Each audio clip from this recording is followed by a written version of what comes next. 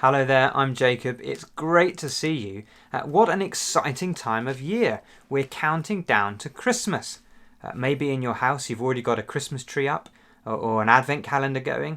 Maybe someone on your street has decorated their house with Christmas lights that look fantastic when it gets dark and they twinkle. You see all the colours. Christmas is a really exciting time of year. And Christmas is the time of year when we celebrate and remember Jesus being born.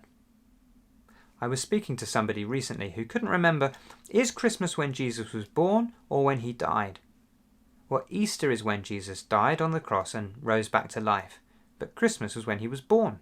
So Christmas comes first and then Easter. And all the class assemblies at the moment are all about that story, the story of Jesus being born. And we're thinking about a special part of that story today. We're thinking about a lady called Mary, who was minding her own business at home when an angel came to tell her that she was going to be Jesus' mummy. Now, girls, I wonder what you think you'd like to be when you grow up, what job you'd like to do.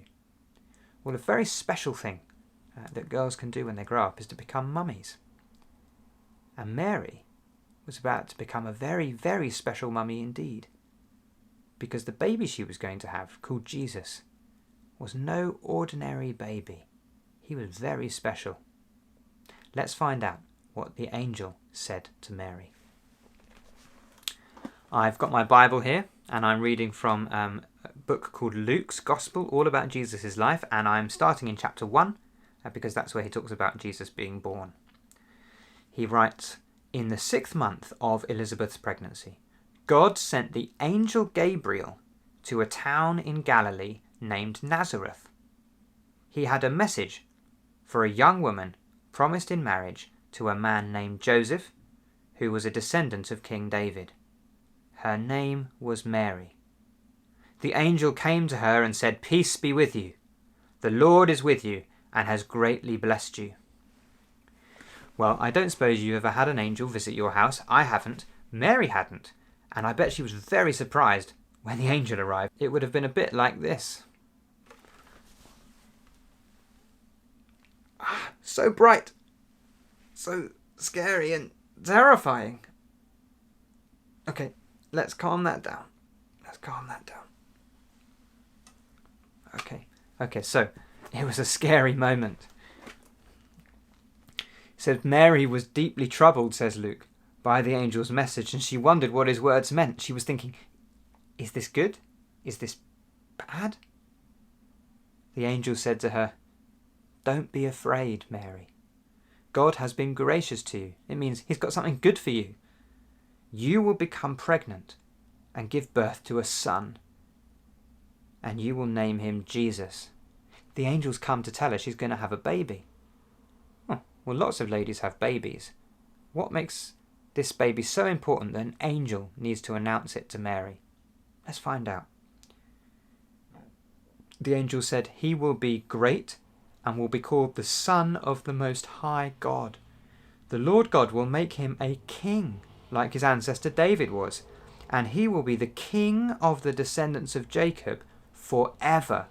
His kingdom will never end." Imagine that. Imagine finding out you were going to have a baby, the baby was going to become a king, and he would be a king who never died, a king who would be king forever. A king who would be God's own son. That is an amazing message to hear from the angel. Your baby would be God's son and king forever and ever. How exciting. There are lots of kings in the world, lots of queens, lots of kingdoms and empires, but they all come to an end one day.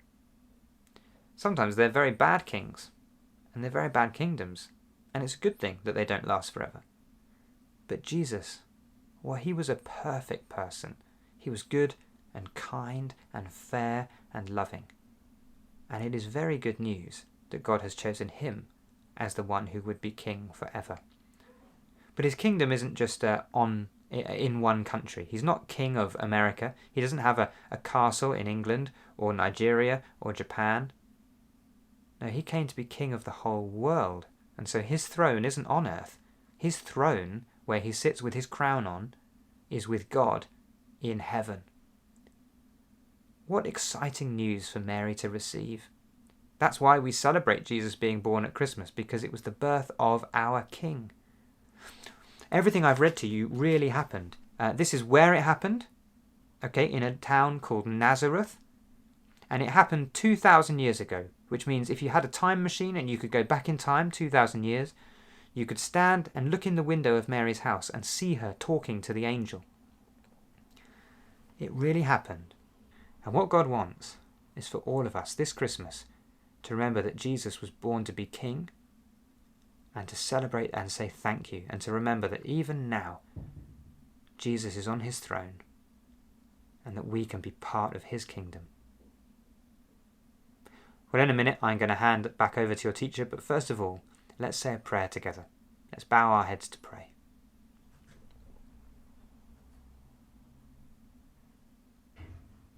Heavenly Father, we thank you so much that 2,000 years ago, the angel Gabriel announced to Mary that she would be Jesus' mummy.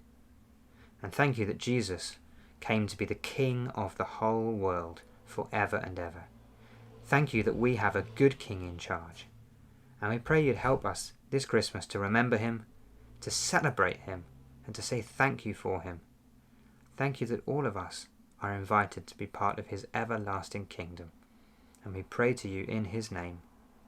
Amen.